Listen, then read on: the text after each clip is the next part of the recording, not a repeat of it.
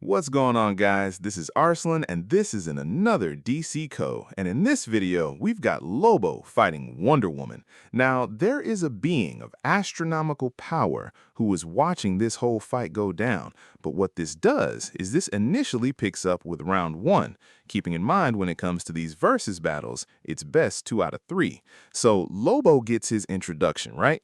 Ladies and gentlemen, rev up your engines and lock up your liquor cabinets. From the farthest, darkest reaches of space, he is the intergalactic bounty hunter, the last Sarnanian, the biker of the cosmos, the main man, Lobo. And Lobo just says, right, the main man don't lose, he just runs out of victims. Which is probably one of the best lines that I think I've ever heard.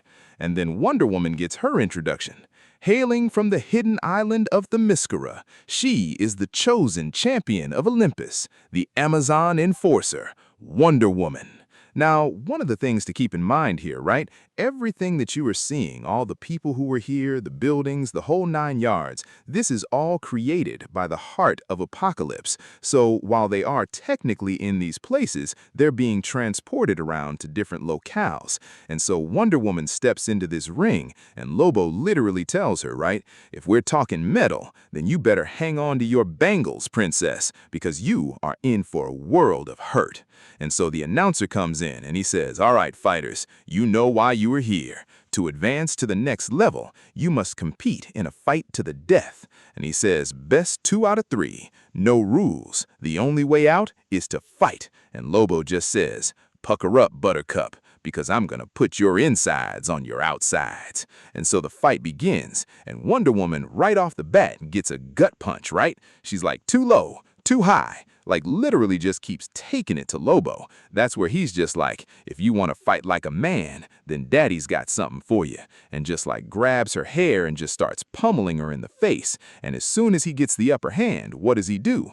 Ever the narcissist, right? He just kind of starts showboating, gloating to everybody, right? He says, yeah, that's right. That's your main man. And he says, next time, bring something bigger.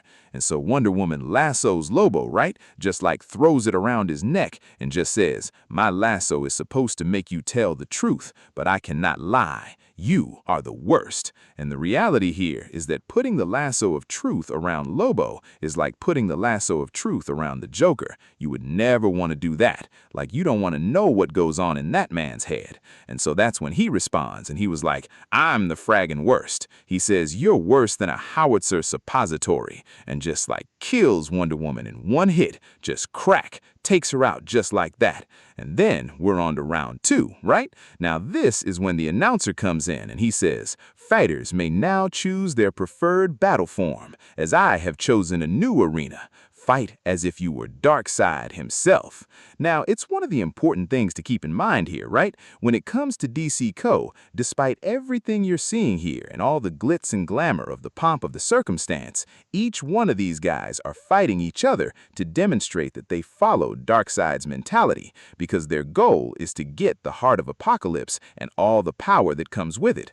Then and only then will any of them, whoever it is that attains the heart, become powerful enough to face off against Darkseid and to basically stop his invasion of the main DC universe using the absolute universes and all the forces inside.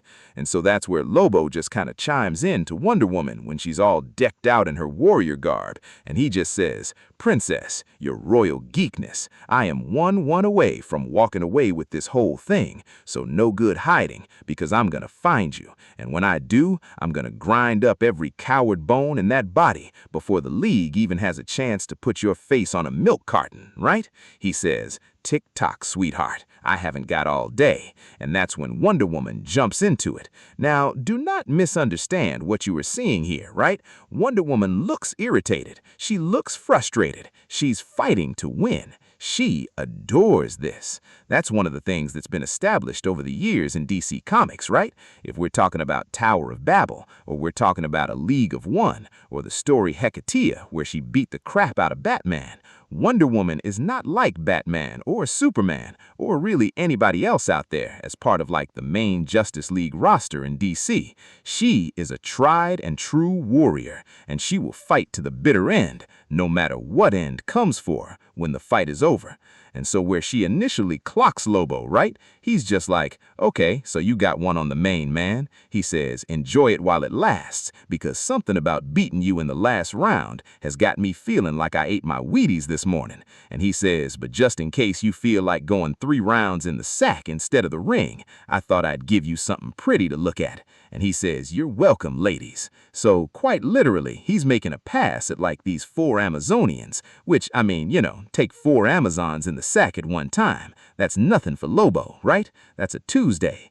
And so that's where the Heart of Apocalypse chimes in, and it says, in her ideal form, Wonder Woman has her warrior sisters at her side. Apocalypse appreciates females and their fury.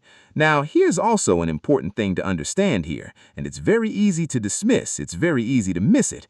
In the first DC co-battle that we saw between Superman and Captain Atom, it was just Superman facing Captain Atom, and basically the two of them at the height of their powers throughout the entirety of their publishing history.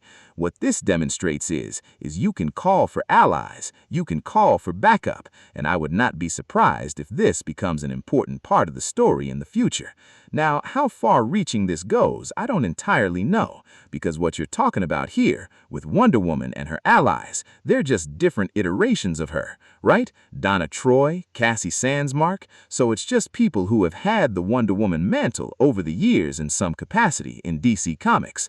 But nonetheless, the idea of having other people join you here is an important caveat.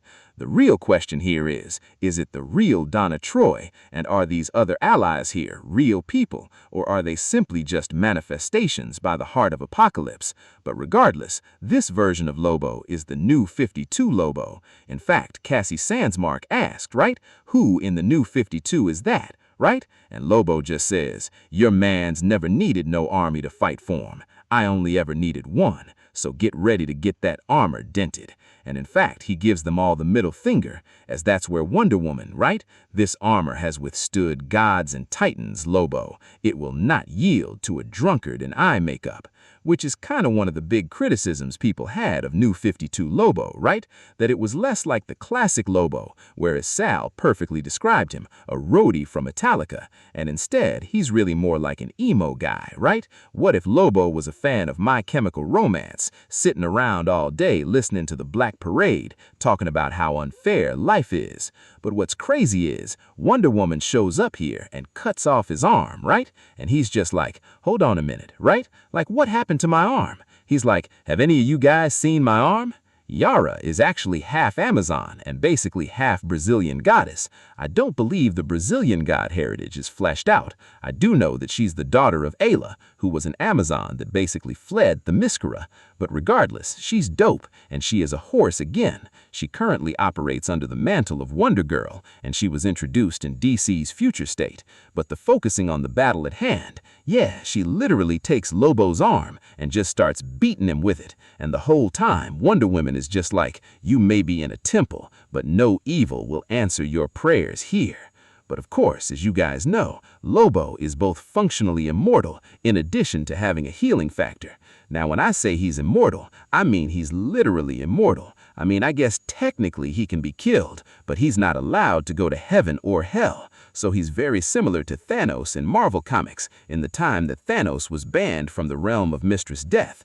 That's the reason why during Secret Wars, when he was killed, quote-unquote, by Dr. Doom, he was actually just sent outside of all existence because he couldn't go to the realm of Mistress Death. Now, we'll talk about that immortality here in a minute, but Lobo, of course, reconstitutes himself, right? He gets his arm back, and then he just says, take it easy, girls, right? There's enough of me to go around. So the whole time, he's basically just making like dirty jokes, right, to all these Amazonians that he's fighting, and he's not really taking the fight too seriously. At least that doesn't seem to be the case. But that's the danger of Lobo, that Lobo will come across as a guy that doesn't take you seriously. Seriously? When the reality is he does. Because if Lobo didn't take this seriously, Lobo would not be putting in this much of a fight, and even says that, right? Like, do you call this a fight? And he says, I've had harder Saturday nights in a dually 7 cat house. And he says, your main man came, he saw, he fragged a bunch of stuck-up frigid wonder girls. But don't worry, you'll get autographs after the concussions wear off, because he single-handedly dismantles them all. And in fact, he runs up on Donna Troy and is just like, how about a Donna, right? Like, give me a kiss, I'll make it easy on you. And she's just like, do not get any closer to me. And of course, Wonder Woman comes swooping in and then fights him off of Donna Troy, which leads to everybody else jumping in and absolutely pummeling Lobo. But notice this. This is what it took, right? It took this many people defeating Lobo just to win the second round. Because in that moment, right, he says, you dweebs are really giving me mixed signals here, right? But ultimately, Wonder Woman just goes riding up on Lobo, Bass riding his own motorcycle, and in that moment, cuts him in half. And when that happens, she wins, or at least she wins the second round, right? So at this point, we're tied 1-1. And so the Heart of Apocalypse chimes in again, and it says to test the full power of 2 evenly matched immortals. This round will be a series of classic contests designed to establish which of our brawlers is the one true champion. And so the first contest is a galactic slap match where they're just like slapping each other back and forth. The second contest is them literally kicking each other's legs, right? The third contest is chess boxing, which apparently, I don't know exactly how the rules of this work, but in some capacity, if you, I guess, beat your opponent in checkmate, you get to just start pummeling them in a boxing ring, right? A beautiful knockout by Wonder Woman, but it says both competitors are struggling for submission. Lobo is chewing through the shoulder strap because it's cartridge, which by itself just seems absolutely bonkers and nonsensical. Here's where things get crazy. The guy who's watching this fight that is astronomically powerful is approached by an angel holding a suit and a bowler hat, and he just asks, time to go? And this guy says, I need to see this for myself. And so you get to the final contest, right? Gladiatorial combat, where winner takes all. And Lobo says, do not give me that glare, honey. You know part of you is enjoying this. And he says, I can smell it. One of these days, me and you are really gonna have to get it on. But for now, I've got business to attend to. So he walks off and then comes back with just the biggest guns I've ever seen and just starts unloading, right? And he's just like, and you're just frag fodder, standing in the way of me winning this whole competition. The main man is about to be King Omega, and I'll be wearing your skull as a crown. But again, because of her bangles, Wonder Woman can deflect bullets, and that just like pisses Lobo off to no end, right? He's like, you are really starting to piss me off. He's like, just die already. But then suddenly, Wonder Woman disappears out of nowhere, and then she reappears, right, with a hook and a chain and just like snatches it into this guy's back. And he's just like, oh my God, right? And she just like starts running chains around him. The whole time he's like pulling these things off of him, trying to get some measure of control for the whole situation. And then finally, he has enough, and he's just like, that's the last straw, right? The last straw. And he says, admit it, you have just been dying for me to get my hook in you, but you didn't think I'd be shoved between your ribs and ripping your insides apart. And so when Wonder Woman goes to pull a sword, he's like, what are you doing, right? And in turn, like she stabs him through the chest. But he looks at her and he says, didn't anybody tell you I'm the big cheese, the main man, the toughest, onerous son of a gun in this universe, the mean hombre who made a deal with the damn almighty. So I cannot die, right? He's immortal. And that's when you find out the person watching all of this is the presence. It's literally God, right? DC's version of the one above all. And so in turn, seeing all of this, he just says, I'll allow it. And the voice chimes in and just says, it would seem the entity, aka the Almighty, heard Lobo take his nickname in vain. This can't be good for the scourge of the cosmos, because now Lobo is no longer banished from the afterlife. And so Wonder Woman kills him. And at that point, it just says Lobo's deal is terminated, and thus, so is Lobo. So much for Lobo. Issue number 94, where he revealed to all of us that he was banned from the realms of heaven and hell. He could never be sent to the afterlife, so he was just immortal by all standards of measurement. Who knows where he's gonna go now, although I imagine we could probably guess which afterlife he would be sent to. But at that point, we jump back to the Justice League Watchtower. Keep in mind, this is what's happening at the end of each issue of DKO. Darkseid making his move, that when you pick up here with the World Forger, right? Once the Forger realizes that Booster Gold has been possessed by the spirit of Darkseid, that the World Forger just says, sometimes you have to fight fire with fire, or in this case, gold with gold. And he says, you are weak in this form, God of Evil. You picked an infallible host. If Booster Gold has to die, so does Darkseid. That's a price that I think anyone is willing to pay. And that's when Darkseid says, I wouldn't be so sure. Because in that moment when the Forger fires back and he says, nice effort, but you're clearly spent. You're only delaying the inevitable. Booster Gold fires up the Omega Beams and immediately hits the World Forger. And keep in mind, the Omega Beams can and will destroy pretty much anything they hit. There are a couple of exceptions, right? Most notably in this story. For example, if the Omega Beams hit the Presence, it probably wouldn't make any difference whatsoever. But the fact is, Booster just says, the only thing that is inevitable is when someone underestimates me and they find out how wrong they are. As annoying as you have been, World Forger, at least you served your purpose. That was inevitable. But we still don't know what the main scheme of Darkseid is outside of entering into the DKO event himself. With that being said, guys, we're going to bring this video to an end. Hopefully you guys enjoyed it. If you did, drop a like. Thank you all for watching, and I will catch you all later. Peace.